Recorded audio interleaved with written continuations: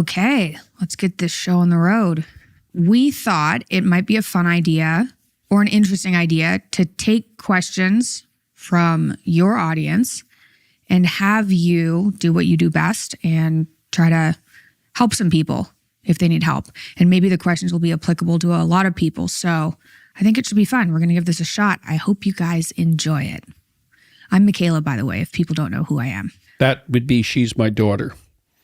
Oh, yeah. And a perfectly fine person in her own right as well. Well, thank you. I think that was a compliment, so I'll take it. Are we ready? Number one, should we just jump into it? Let's go. Okay. What is your opinion or feedback about what you've seen about relationships being successful if there is a substantial age gap of, let's say, 10, 15 years? What has been your understanding as to the overall satisfaction of those relationships and the ability for them to be able to be long-lasting and satisfying when compared to relationships with, less than a 10-year age gap or so? First of all, that's generally a situation with a younger woman and an older man. I'm not going to comment on the reverse situation because it's very rare. Women live longer. It makes a little bit more sense. That's coming from me. It violates the social norm again. Like women cross-culturally prefer men who are about 4 years older. And there's a variety of reasons for that. The major reason is that a wise woman isn't looking for another child. She's looking for someone who she can rely on to be productive, generous, loving when she's incapacitated or more incapacitated in pregnancy and with young children. And so women even the scorecard by looking for men who are mature, and no wonder. And young men have to understand that. A 17-year-old male is not a very marketable creature. Now, there are exceptions to that, spectacularly attractive people who are outstanding in some manner, can leapfrog the game, but basically, men gain advantage as they age. There are women who I've met who are looking for someone who's quite substantially more mature. And there are advantages to that, I think, for a woman, because as men establish themselves, they know more, they have broader social connections, they're more competent, and they have more resources. And the other thing, is by the time you're 25, you're about as old as everyone else until they're like 70. You hit that period of maturity where roughly people are the same age. And so if you're attracted and you're both willing, then I don't see that as a problem that's any more insurmountable than personality differences or the other idiosyncrasies that couples have to contend with. Do you think it's weird?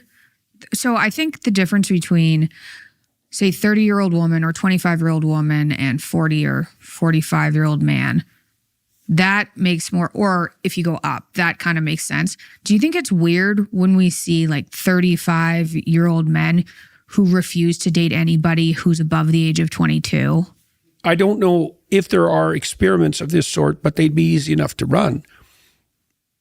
If you're after a one-night stand, then why not have a 22-year-old? No, that totally understand. No, but that's it. That's the whole story. But if it's a relationship... Yeah, well, then the problems that you just described leap forward madly for anyone who has any sense. I would be concerned that I was being taken advantage of just from being a 21-year-old. Oh, highly likely. If I meet other 35-year-old guys, I'm like, if you only date young 20s, is it because anybody who's 30 would see through you?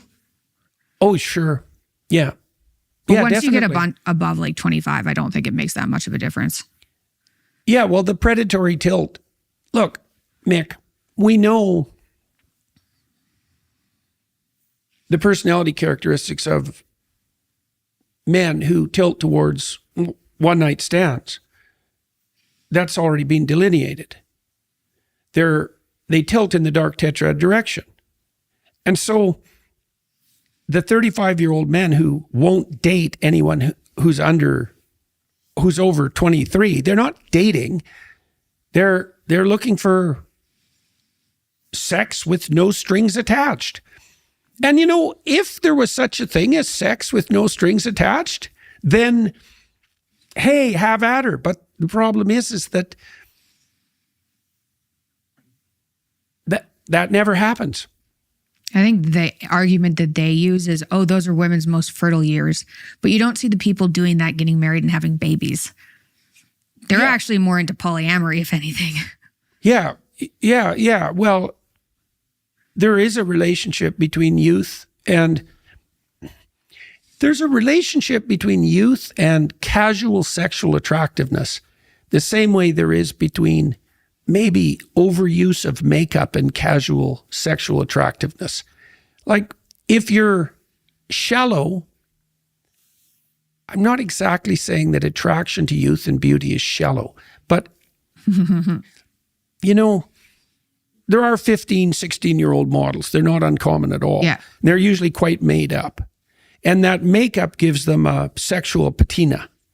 And it's very easy, if you're male, to be attracted sexually by surface. It's a sign of lack of maturity and wisdom.